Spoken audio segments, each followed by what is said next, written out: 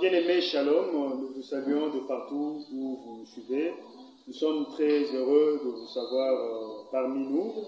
Et nous allons partager quelque chose de très important que le Seigneur nous a mis à cœur. Et c'est intitulé « L'épreuve du temps et de foi ». Bien-aimés dans le Seigneur, nous qui avons suivi Jésus et nous l'avons donné nos vies, nous devons à chaque étape de notre marche avec lui être confrontés à l'épreuve du temps et de foi. Nous pouvons nous dire, mais pourquoi rencontrer cela? Car tout a été accompli à la fois.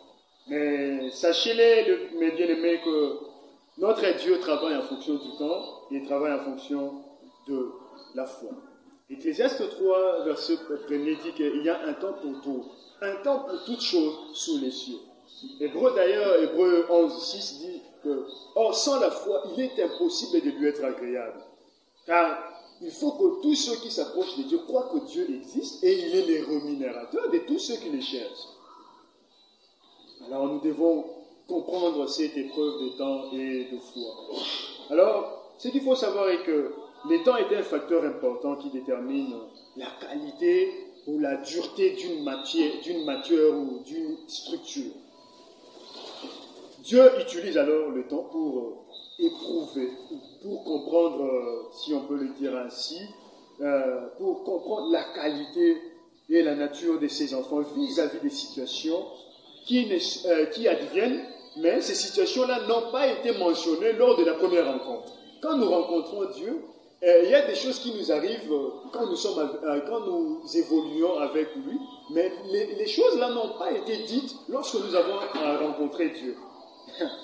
Bien-aimés, Dieu nous connaît tous. Et lorsqu'il nous choisit pour accomplir une mission, Dieu est là, c'est lui qui nous choisit.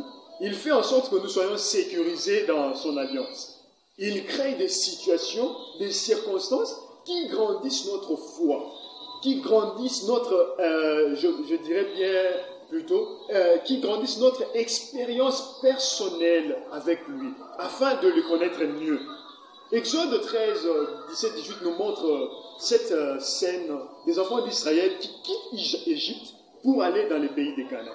Mais Dieu s'est dit que non, ces peuples, s'ils prenaient la route, le chemin des Philistins, quoique le plus proche, ces enfants ici vont se repentir. Ils vont dire quoi? Que c'est par notre propre force. Dieu leur fit faire un détour pour comprendre, pour que ces peuples connaissent mieux Dieu. Parce qu'ils étaient sortis, n'oubliez pas que ce n'était pas seulement les enfants d'Israël qui sortaient du pays d'Égypte. Il y avait d'autres personnes, d'autres peuples qui sortaient avec eux. Alors Dieu a besoin de savoir, est-ce que nous avons la qualité des chrétiens?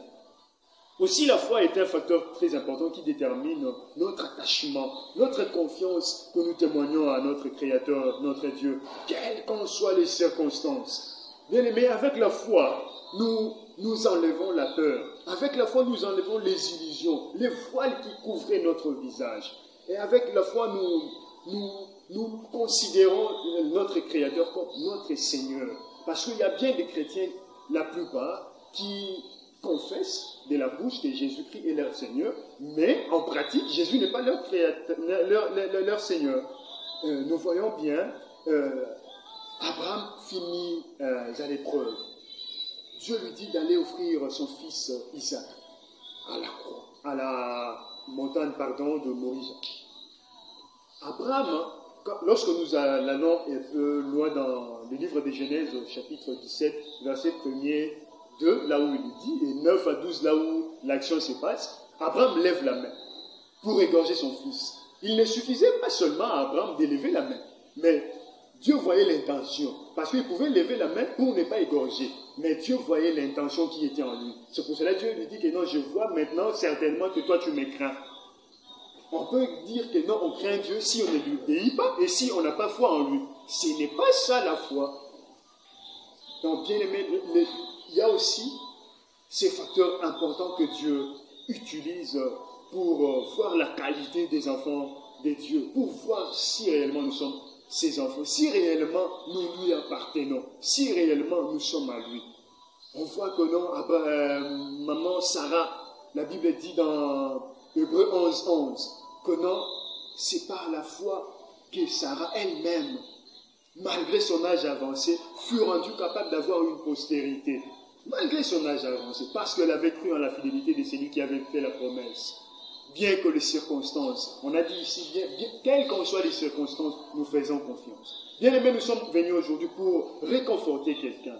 Mais bien aimés, nous sommes venus aujourd'hui pour encourager quelqu'un qui est dans cette épreuve de temps et de foi, qui persiste, qui continue, qui n'abandonne pas. N'abandonne pas. Nous savons tous la chanson de cette dame, servante de Dieu, Nadège, qui dit « Même ma chair me lâcherait, même si mes espoirs s'en iraient, je ne lâcherai pas. Je continuerai ma course, j'irai jusqu'au bout, là où m'attend Oméga. » Dieu là est l'alpha qui t'a appelé. Il a appelé Abraham dans Genèse 12, il était alpha. Il l'attendait quelque part pour lui donner un fils. Bien-aimé dans le Seigneur, continue, persévère, même si les temps sont durs, même si les problèmes, les circonstances, le monde te fait dire, te fait voir autre chose, mais continue, fais confiance en lui. Il est écrit dans Hébreux 11, 6, il est impossible à l'homme de lui être agréable, parce que Dieu aime que celui qui s'approche de nous croit que Dieu existe et il est le rémunérateur de tous ceux qui le cherchent. Tu as choisi Jésus, ce n'est pas une erreur. Continue ta marche avec lui. Peu importe les circonstances, peu importe les problèmes, peu importe la famille, tu peux être là. Tu es peut-être en France, en Belgique, ici au Congo. Tu as fait un voyage, tu as laissé ta famille, tu as laissé tes enfants. Peut-être tu as perdu tout le monde de ta famille. Tu te dis que non, c'est aussi la fin pour moi, je veux me suicider. Non, ne te donne pas la mort. Parce que Jésus qui a permis cela, la Bible dit qu'il y a un temps pour tout. Dieu a permis ce temps-là d'arriver en toi. Il sait qu'après ce temps-là, il veut avoir quelque chose derrière cet événement-là. Derrière tout événement, Dieu a un plan, a quelque chose à bénéficier derrière un plan, derrière une situation. Ne voyez pas ce que vous voyez aujourd'hui, mais voyez ce que Dieu vous a promis. Abraham a choisi, a voulu avoir Ismaël. Même au devant de Dieu, il dit que non, que vive Ismaël. Laisse Ismaël vivre, alors qu'il méritait Isaac. Bien aimé, Dieu ne nous donne pas ce que nous voulons, mais Dieu nous donne ce que nous méritons. Attends, persévère, attends que Dieu te donne ce que toi tu mérites. Ce que toi tu mérites, tu l'auras à la fin de la course. Ce n'est pas maintenant.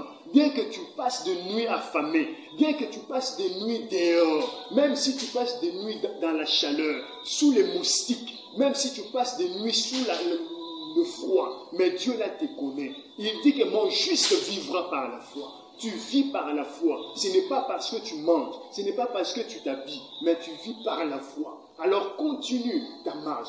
Toi qui avais abandonné cette course, tu t'avais dit que non, c'était fini, je ne peux plus, je ne peux plus. Reviens dans le chemin, reviens dans la foi, reviens dans les temps de Dieu. Dieu t'a placé dans ce chemin-là pour accomplir une mission. Alors lui-même qui a donné la vision, donne aussi la provision. Toi, confie-toi en lui. Il te donnera ce que toi tu veux.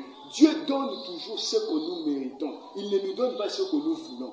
Crois en lui. Fais-lui confiance. Il te donnera ce que toi tu mérites.